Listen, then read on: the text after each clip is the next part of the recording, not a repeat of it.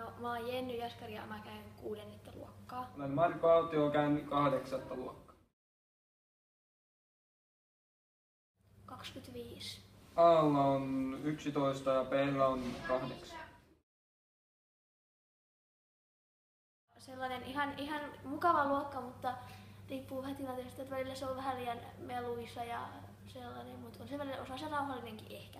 Luokka on hyvä henkinen sakki, että ei juuri ikinä mitään kiusaamisia ole eikä ongelmia muiden luokkien kanssa.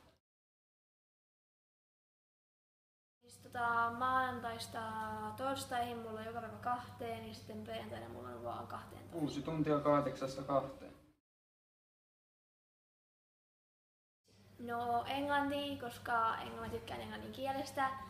No ja sitten kuvis ja kässä, kuvis ehkä enemmän, koska se on, en mä tiedä, se on vaan niin hauskaa. Ja sitten jos jotain muita, niin Bilsa on ihan okei. Se on niinku, mä tiedän, se on ehkä eniten kiinnostavinta tai jotain helpointa mulle.